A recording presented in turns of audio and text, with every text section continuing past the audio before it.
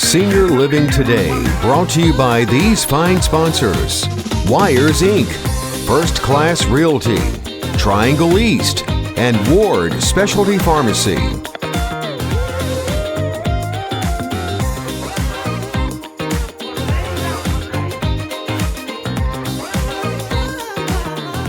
Good evening and welcome to another episode of Senior Living Today. As always, we're very blessed and thankful for the participation from the audience and the phone calls that we receive, so please keep them coming. We've got a special guest back tonight. I'll let Cheryl introduce him in just a second, but as we heard from our last show with Nelson, we had so much to cover in such a short period of time, so I think we'll jump right into it. Yeah. Cheryl? Glad y'all here with us this evening. Nelson Burchette, a man with a head full of sense about Medicare supplements, and all that realm that we deal in every day. We're going to just kind of do a general conversation tonight about Medicare, and then some certain points involved with, how Medicare supplements answer certain situations that a person may encounter. And I just want to remind you to please patronize our sponsors every chance you get. Wires Inc. is, of course, headed up by Brian West. First Class Realty is headed by Brett Hill. And Ward Specialty Pharmacy with Patrick Ignacio are our sponsors right now. So please patronize them every chance you get. Well, Nelson lives over in Nashville. We actually are neighbors, about a couple blocks apart. And this guy's been doing this for a long, long time, has seen every situation just about, and if he doesn't know the answer to that second, he does know where to find it. So we're blessed to be working with him, over the last few years, and being able to pick his brain and answer the questions we need to get taken care of. Nelson, you just want to do a little bit of background on Medicare and how it got started and came to be? Okay, just to rehash that a little bit, actually a lot of people don't know, but President Kennedy was the one that kind of got it cranked up. I'm just going to read over a summary of it. President Kennedy's Health and Social Security for American People Task Force recommends national health care insurance for the elderly, and this was January 10, 1961. February 10, 1964, President Johnson calls on Congress to create Medicare in his Health of the Nation message. All right, January 30th, 1965, President Johnson signs the Medicare bill into law as part of the Social Security amendments. And moving forward, July 1, 1966, Medicare coverage takes effect. More than 19 million Americans aged 65 and older enrolled, and now I believe we have over 65 million retirees on Social Security. But in June the 9th, 1980, in response to calls for consumer protections, President Carter signs the Social Security Disability Act, which establishes a voluntary certification option for Medigap insurers. And moving forward, November 5, 1990, the Omnibus Budget and Reconciliation Act of 1990 requires the sale of 10 standardized Medigap plans, and that was plans A through J at that time. Some of those plans have been eliminated since then because of the Part D drug plan that's been added on to Medicare, and we'll talk about that in a future date. Moving forward, 1995, Medicare Select plans expand to all states at the state's option, and the Select plans, as we talked about, it's like a network. You have to go to certain hospitals in certain counties, so not everybody wants those particular plans, but that's and it is a limited amount of those available, the Select hospitals. And moving forward to July 30th, 1997, Balanced Budget Act introduces 2 high-deductible Medigap plans and the optional HMO-style Medicare Part C, at that time named Medicare Plus Choice, later Medicare Advantage. And we'll talk more about the Medicare Advantage plans and how that's really increased and evolved, that is, over the past several years. So December 8, 2003, President Bush signs the Medicare Prescription Drug Improvement and Modernization Act. It introduces the Medicare Part D prescription drug program effective January of 2006. Eliminates drug benefits from the standardized plans and adds catastrophic type plans K and L and cost sharing plans M and N. So the last point we mentioned is April 16, 2015. One of our more recent presidents, President Obama, signs the Medicare Access and CHIP Reauthorization Act, which permanently repeals the physician payment formula, which is Doc Fix. To help pay for it, Congress prohibits Medigap policies from covering the Part B deductible for people who become eligible for Medicare on or after January 1st, 2020. So what that's saying is if you own Medicare after January 1 of 2020, you can no longer buy Plan C or F, which would cover your Part B deductible, which is currently at $203.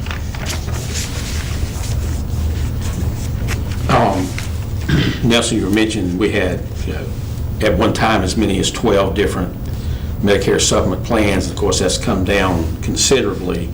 And you and I were talking a few minutes ago about the plans that are the most sought after in the system right now. And I believe those are Plan N with some caveats thrown in there with it as to how you can approach that. Let's see, Plan G and also Plan F has some little unique details involved with that, so if you wouldn't mind expounding on those a little bit. Well, we just mentioned now the Plan C and F can no longer be sold if you're on Medicare after January 1 of 2020, but what's considered the top plan now probably would be considered Plan G, which is identical to Plan F, except it does not cover the Part B deductible, which you can't get, as I just mentioned. So the Plan G would be considered the top of the line now for, well, a few reasons I mentioned. Of course, it's going to cover 100% of your Part A deductible and your co-insurance.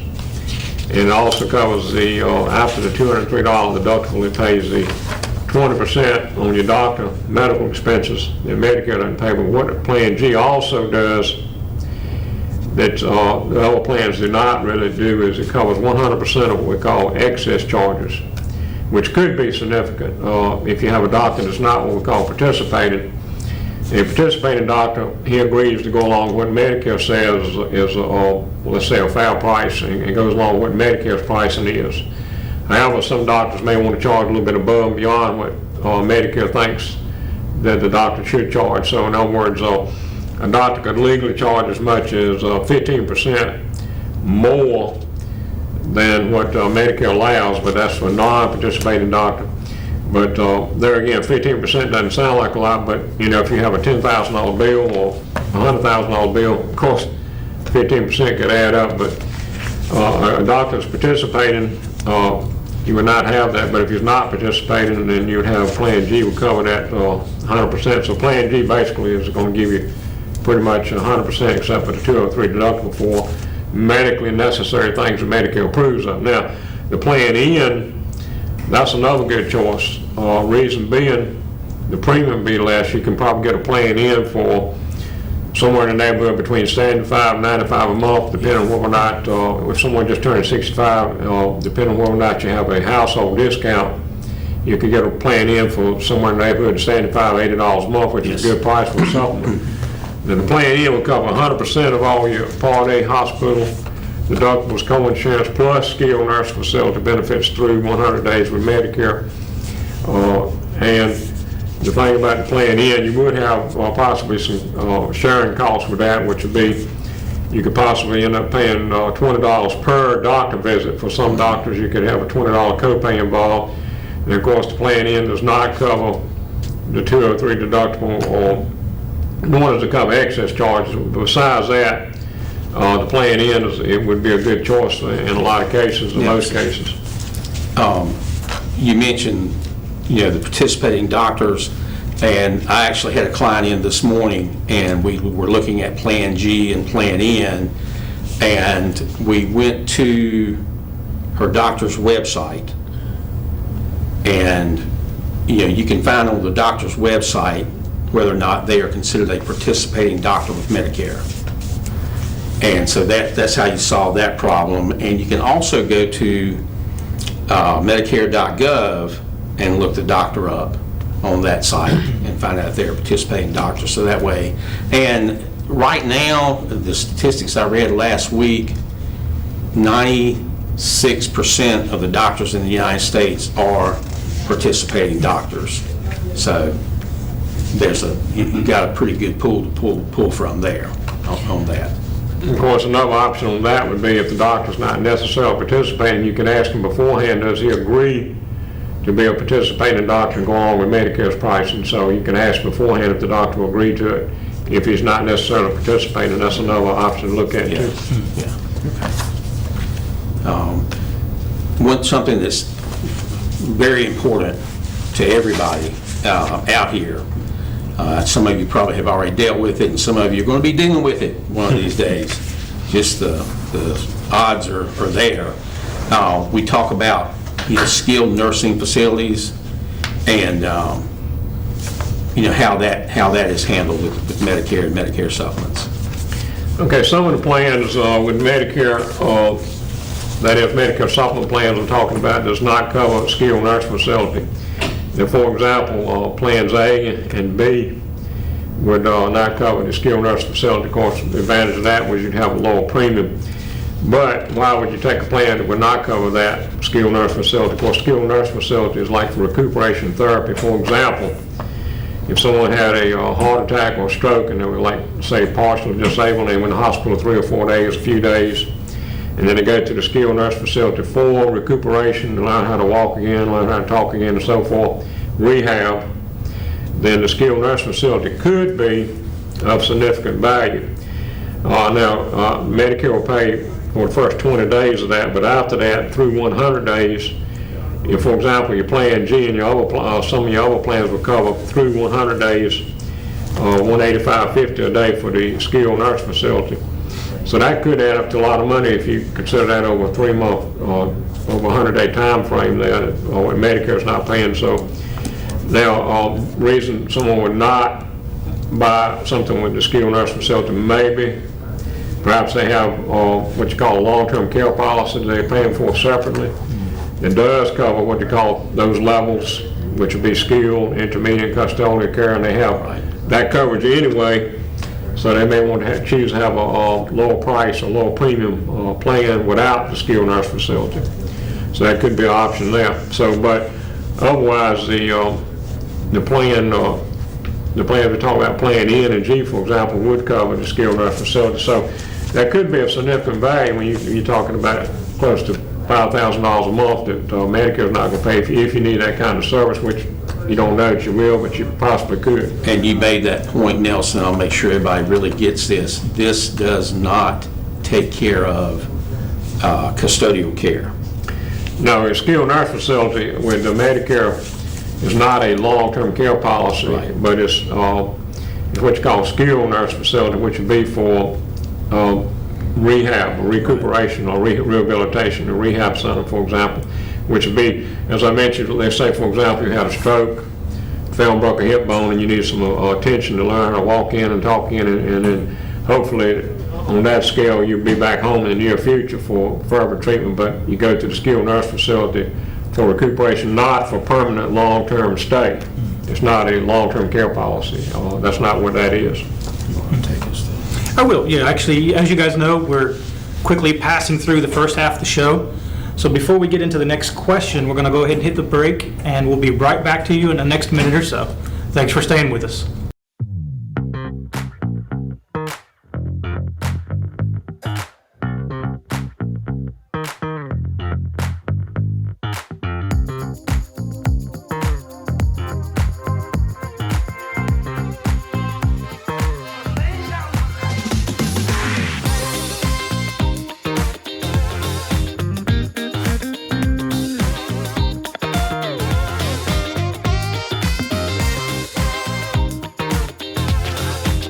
Senior Living Today, brought to you by these fine sponsors: Wires Inc., First Class Realty, Triangle East, and Ward Specialty Pharmacy.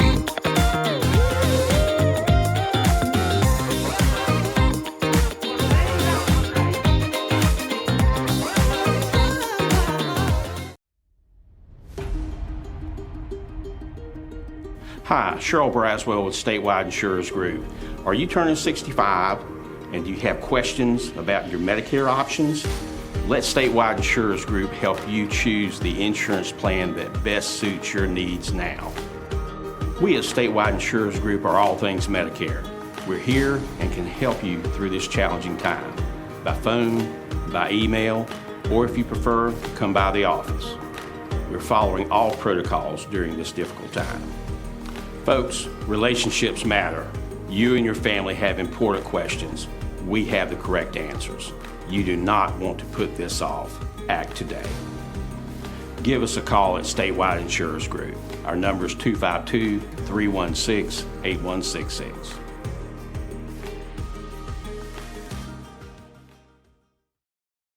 We're back for the second half of our show, and we welcome you back. I wanted to touch on something before we got into some more questions, and that is the act of having a question. We know that this is a lot of information. It might be a bit confusing. So what we always encourage you to do is try to reach out to us and run your questions by us. You can reach us at the office at 252-316-8166. And of course, you can certainly drop by the office at 880 Country Club Road, right here in Rocky Mount across from the Pizza Inn. Those are the two easiest ways to get your questions answered, and we can certainly talk about your specific situation. Cheryl, kick it back to you. Yes, sir.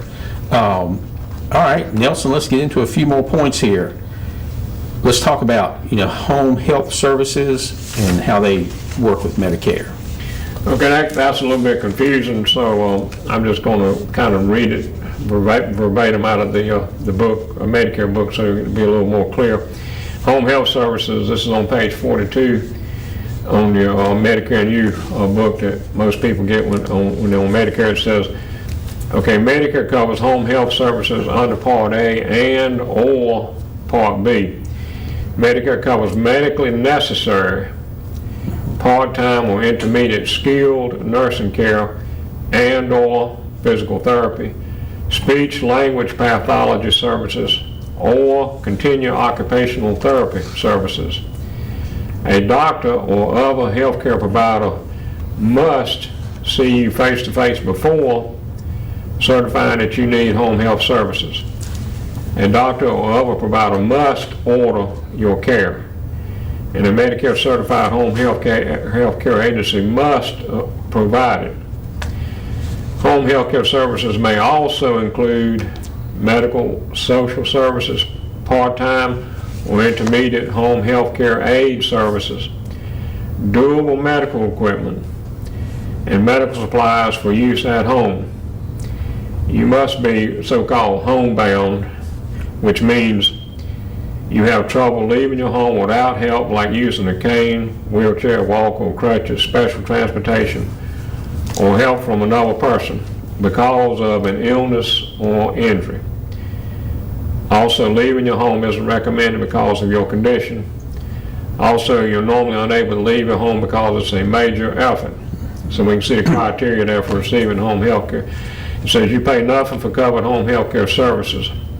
That is, of course, if it's approved. However, for Medicare covered durable medical equipment, like oxygen machines, kidney machines, wheelchairs, walkers, braces, crutches, or equipment of that nature, it says durable medical equipment, you pay 20% of the Medicare approved amount. The Part B deductible applies. And of course, if you have any kind of a Medicare supplement, that may help pay for part of that also, or a type of Medicare Advantage plan might be of assistance. But a Medicare supplement would also help with those expenses. So that kind of explains how the home health care services would work. And, we are very fortunate. We've actually had two of the local home health care companies in Nash and Wilson County have come in and spoken with us and given us an idea, exactly, what's necessary to get an individual qualified, and then the services that they provide. And I'm convinced after meeting with both of those folks that, we've got some great options here. And we've also, that's another good reason to give us a call in our office, because you have some options as to, how these things can be paid for and how you can get some help with that. And we can certainly give you information for those things. I know people here, Nelson, when we talk about Medicare supplements, you hear about guarantee issue rights, and just How does that work? Okay, that's another issue people should be aware of. Some people may not know they could have a guaranteed issue right, and there again, I'm just going to kind of go over this outside of the book so to be clear. You have guaranteed issue rights if, one example, you're in a Medicare Advantage plan and your plan is leaving Medicare or stops giving care in your area, or you move out of the planned service area. Like, for example, if you live in this state and move to another state, or if the Medicare Advantage plan decides to stop participating in Medicare at the end of the year. Some plans have done that in the past and could do it in the future, of course.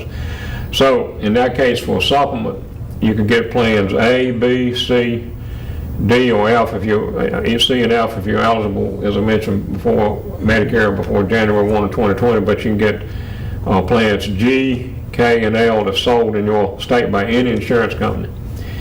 And so it says you only have this right if you switch to original Medicare rather than join, in this case it would be rather than join another Medicare Advantage plan, so that would be the guaranteed issue right for a Medicare supplement. Now, so you can do this within 63 days after losing your coverage. So if a plan leaves, they would normally give you notice of this around 1st of October, and you'd have a time you could join by January 1st of next year. So in this case, for a Medicare supplement, you could get, you'd have some options to get some plans and starting January 1, whenever plan ends, of course. Another case would be for a guaranteed issue right. You have original Medicare and an employer group health plan, including retiree or COBRA continuation coverage or union coverage that pays out the Medicare pays, and that plan is ending. All right, so there again it says Medicare plans A, B, C, D, F, K, and L. And of course, C and F would be under the stipulations we talked about earlier. And it says you can buy this that's sold in your state by any insurance company. And it says if you have COBRA coverage, you can either buy a Medigap policy right away or wait until the COBRA coverage ends. There again, you need to do this within usually within 63 days from the end of that coverage. Another guaranteed issue right would be you have original Medicare and a Medicare Select policy. As I say, that has certain networks, and it says you move out of the Select plans Select policy service area. Like if you move from one part of the state to another part of the state, decide of the area, then you can there again select the plans we talked about earlier that's sold by any insurance company in your state or the state that you're moving into.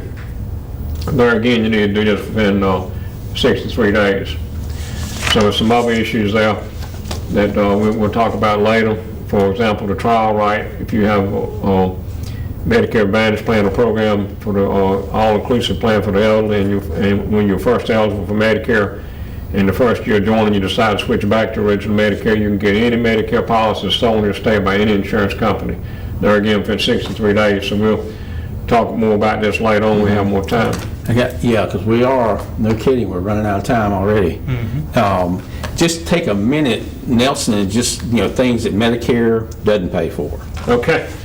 Well, just briefly on that, what time we have, some of the things, for example, most dental care, eye exams for prescription glasses, denture, cosmetic surgery, massage therapy, routine physical exams, hearing aids, exams for fitting, and long-term care that we talked about. That's the main things that Medicare would not cover, and we can go in more detail about some other plans like Medicare Advantage would cover some of those items we talked about. Yeah, and I'd urge you, if you have any kind of questions about this, please give us a call. I've had too many folks this year who came in. Nelson mentioned you have about 63 days in certain situations to take action, and they showed up on day 63, and that can cause some problems in certain situations. So if you have a question at all, please give us a call. Our number's on that's Nelson's number on the board right now. Give Nelson a call, and if Nelson's too busy to handle it, he'll send us over to us, and our number's 316-8166 over at 880 Country Club Road in Rocky Mount. Nelson. Jeremy, you want to close her up, man? Yeah, one last couple of things. Thanks for all your questions. Please keep them coming. Cheryl gave you our contact information. I promise you, no question is a dumb question. Absolutely. And if you don't know it, it's likely somebody else didn't know it and has already asked us, and we got a pretty good beat on what the answer should be. Thanks for your time tonight. We'll see you guys at the next show.